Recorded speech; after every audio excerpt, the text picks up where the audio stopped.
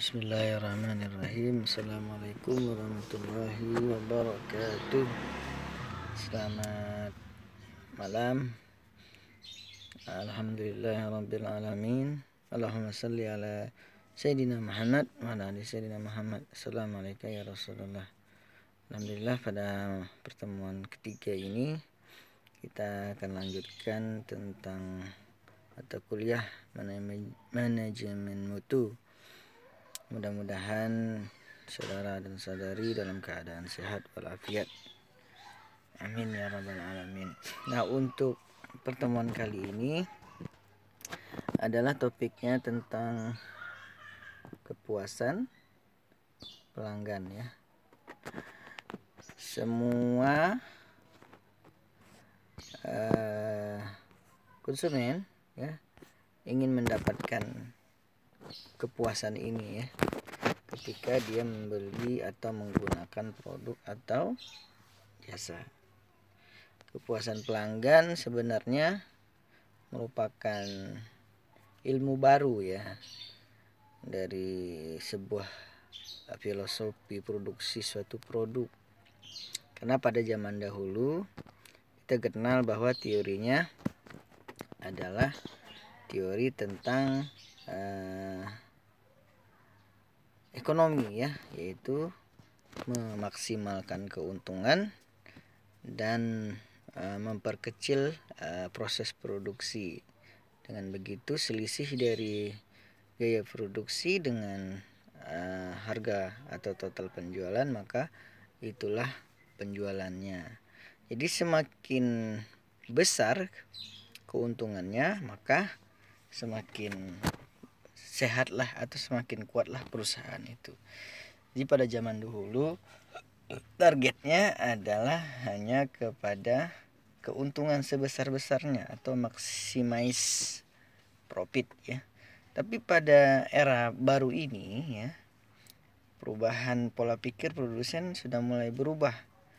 Mereka tidak mementingkan lagi keuntungan, tapi dia mementingkan bagaimana konsumen merasakan kepuasan ya ketika menggunakan atau menikmati sebuah pelayanan atau sebuah produk ya yang ditawarkan oleh produsen.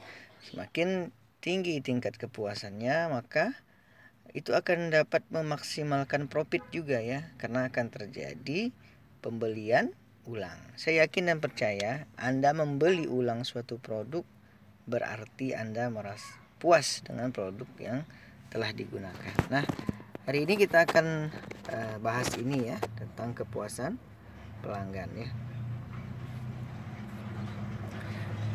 Jadi untuk pengertian pelanggan dan siapa pelanggan kita. Jadi pengertian pelanggan dan siapa pelanggan kita ini dimaksudkan adalah dalam sebelum menciptakan atau menawarkan pelayanan atau servis kepada pelanggan, kita harus lebih dahulu tahu ya. Lebih terdahulu tahu apa sih? Ya, tahu apa? Bukan tahu tempe ya. Kita harus lebih tahu dulu siapa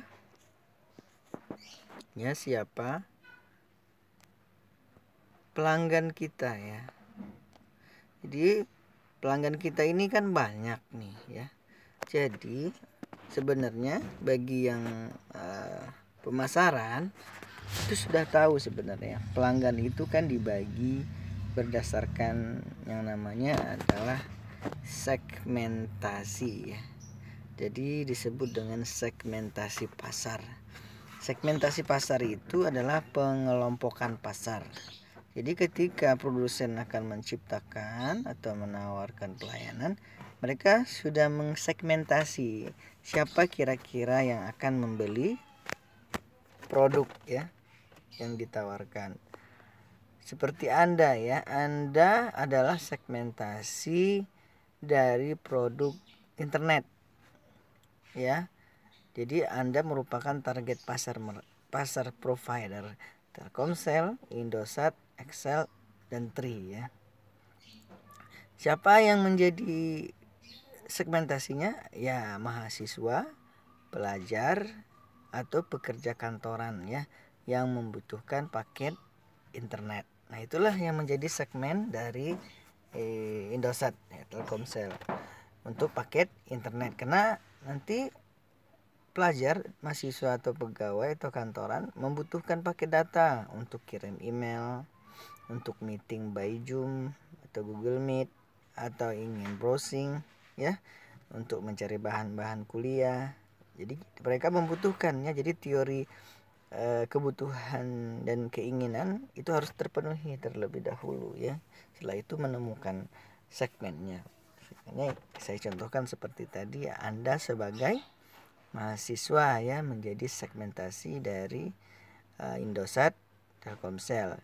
Dan segmentasinya tidak akan ke petani ya atau pekerja buruh, itu nggak akan mungkin ya, karena mereka tidak punya kesempatan untuk menggunakan paket internet karena sibuk di ladang ya.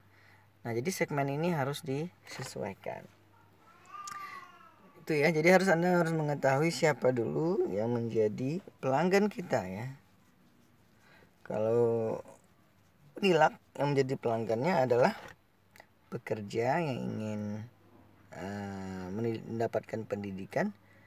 Yang kedua adalah lulusan SMA ya yang ingin melanjutkan ke S1. Nah, itulah yang menjadi pelanggan Unilak. Oke, kita lanjutkan ya. Jadi apa namanya? Siapa pelanggan kita ya? Pihak yang membeli. Jadi pihak yang membeli atau yang menggunakan produk atau jasa ya. Jadi siapa saja yang membeli atau yang menggunakan itu yang disebut dengan pelanggan. Jadi ketika dia belum membeli atau hanya masih lihat-lihat, berarti dia belum menjadi pelanggan kita ya. Masih menjadi calon pelanggan. Ya, sama juga dengan sebelum diterima sebagai pegawai ya, Anda masih ditetapkan sebagai calon pegawai. Tapi ketika Anda sudah menerima SK 100%, maka Anda dinyatakan sebagai karyawan tetap atau pelanggan tetap ya. Atau karyawan tetap atau pegawai tetap ya. Jadi paham ya untuk pelanggan kita ya. Jadi Anda harus memahami siapa pelanggan kita. Ini ada parameternya ya. Ini disebut dengan parameternya. Nah, parameter ini semakin ke kanan atau semakin hijau, maka tingkat kepuasannya juga semakin meningkat. Kalau diskalakan nanti ada skala 1, 2, 3, 4, 5 ya. Jadi kalau Anda penelitian tentang kualitas pelayanan atau kepuasan pegawai, nah skalanya seperti itu. Jadi kalau misalnya dia ngisi skala ini berarti 7 ya. Tapi ketika dia mengisi yang skala ini berarti tingkat kepuasannya rendah ya. Tapi harapan dari seluruh perusahaan adalah skornya yang ini ya. Harapan dari seluruh produsen adalah ini ya. Jadi ingin memuaskan seluruh pelanggannya. Jadi untuk pelanggan itu terbagi menjadi 2. Ada pelanggan internal, ada pelanggan eksternal. Jadi untuk pelanggan internal itu semua pihak ya, penerima jasa atau produk yang ada di satu institusi ya. Jadi ini kadang-kadang karyawan juga menikmati dari produk yang dia produksi ya. Seperti orang tua kita jualan gorengan, tapi kita juga menikmati gorengan tersebut. Orang tua kita jual sarapan, tapi kita menikmati juga sarapan tersebut. Jadi itu adalah pihak internal ya, yang memproduksi dari jadi ada pepatah yang mengatakan bahwa Anda harus makan atau Anda harus gunakan dulu ketika Anda merasa enak, baru bisa Anda jual kepada orang lain. Atau ketika sudah merasa bermanfaat, baru Anda tawarkan kepada orang lain. Jadi Anda coba dulu ya sebelum orang lain mencoba. Nah, yang berikutnya adalah yang eksternal, yaitu terdiri dari mereka yang ada di luar instansi penghasil jasa atau produk ya. Jadi yang di luar dari pelanggan itu seperti Anda selaku pelanggan Indosat, saya selaku pelanggan sepeda motor Honda, saya selaku pelanggan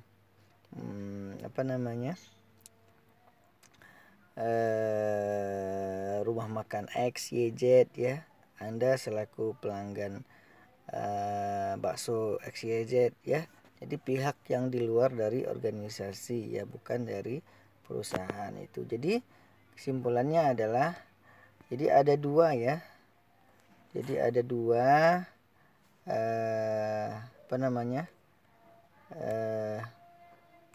ada dua ya untuk ini. Jadi ada yang dari dalam dan ada yang dari luar ya. Paham ya? Oke, kita lanjutkan.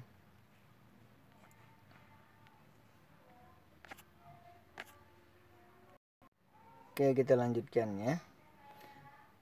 Nah, di sini ada gambar ya. Cara yang dijelaskan di sini adalah ya, cara pandang perlakuan pelanggan ya. Jadi cara perlakuan pelanggan ini berbeda-beda ya, tergantung dari institusinya ya.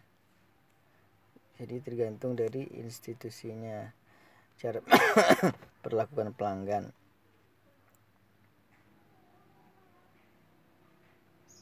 Jadi untuk cara perlakuan pelanggan yang baik itu, pertama adalah harus ada penelegasian ya. Penelegasian itu adalah kaki tangannya atau penyampai. Jadi kita nggak harus kita yang menyampaikan ya, tapi orang lain pun bisa menyampaikan apa yang kita inginkan ya. Yang kedua adalah hindari menggunakan one man show ya.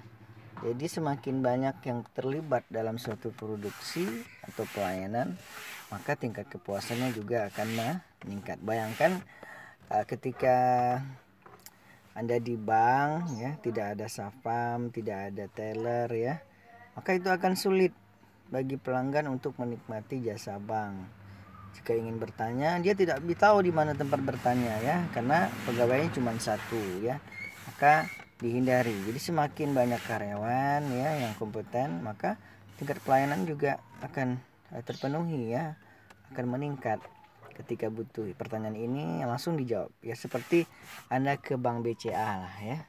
Pasti yang pernah merasakan jika terjadi masalah, misalnya kartu ATM-nya hilang atau passwordnya atau dan sebagainya ya, atau buka buku tabungan, itu sangat cepat dilayani ya, karena dia mengutamakan kualitas pelayanan dibandingkan dengan bank yang lain. Yang berikutnya adalah yang ketiga, ada struktur organisasi yang terbalik ya.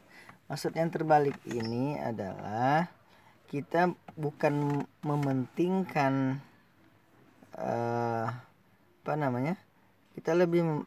kita lebih mementingkan konsumen ya. Nah ya, kita lebih mementingkan konsumen, bukan pemegang saham ya.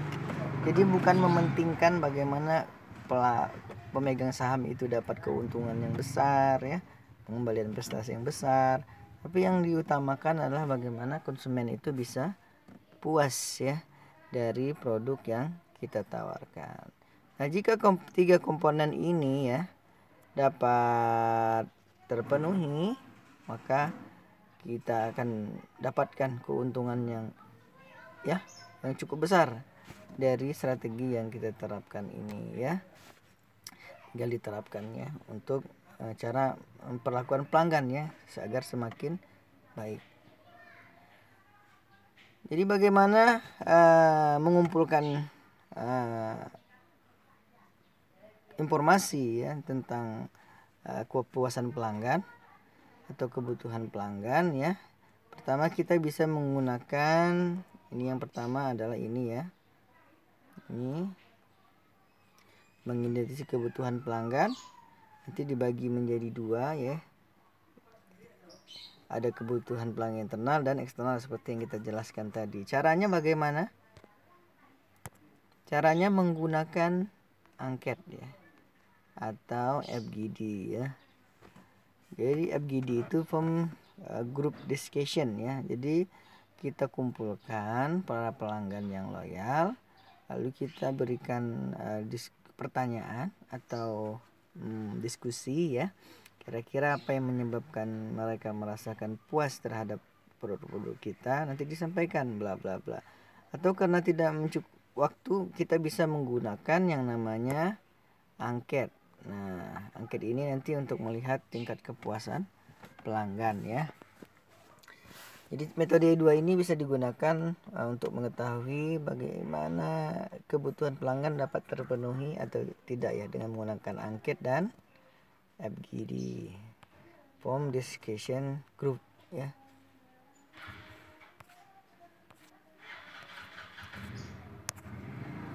Oke, mungkin itu ya topik kali ini, tidak banyak tapi mudah-mudahan bermanfaat. Intinya adalah Anda harus punya pemikiran seperti ini ya. Pemikirannya adalah harus terbalik ya. Biasanya seperti ini ya, tapi Anda harus balik jadi seperti ini ya. Nah, yang ini lebih mementingkan top, yang ini lebih mementingkan konsumen ya. Nah ya, yang lebih bagus adalah yang ini ya. Yang lebih bagus adalah yang ini. Jadi jika Anda menjadi produsen, jangan utamakan pengembalian keuntungan ya, tapi utamakan dulu bagaimana pelanggan itu bisa merasa puas. Jika dia puas, maka dia akan melakukan pembelian ulang. Jika dia melakukan pembelian ulang, maka dia akan loyal. Jika dia loyal, maka dia akan merekomendasikan kepada orang lain. Jika itu terdapat di produk tersebut, maka insya Allah produk tersebut akan bertahan lama, atau service itu akan bertahan lama dengan menggunakan konsep bagaimana meningkatkan kepuasan pelanggan ya. Jadi untuk pertemuan kali ini cukup tentang itu. Jika ada pertanyaan, silahkan di komentar nanti ya, di bagian komentar. Terus dibuatkan juga pesan-pesan ya, apa yang bisa Anda tangkap ya dari video ini. Tidak perlu diresume dalam kertas, cukup berikan komen saja. Misalnya, Pak, saya sudah cukup memahami tentang kepuasan pelanggan. Kepuasan pelanggan itu yang paling utama adalah kita harus mengeluarkan energi kita bagaimana pelanggan itu puas ya. Terus kita harus mengetahui siapa pelanggan kita, misalnya seperti itu ya. Jadi kebanyakan mahasiswa mengupload, tidak perlu ya untuk video, cukup Anda komen saja di fasilitas yang disediakan. Tujuannya hanya satu ya, bukan apa-apa, hanya ingin memastikan Anda menonton video ini atau tidak ya. Itu saja, terima kasih. Assalamualaikum warahmatullahi wabarakatuh.